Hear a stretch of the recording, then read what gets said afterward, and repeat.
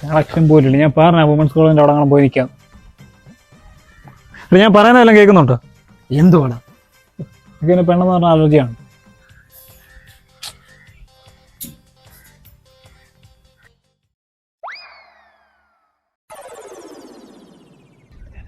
എന്താണ്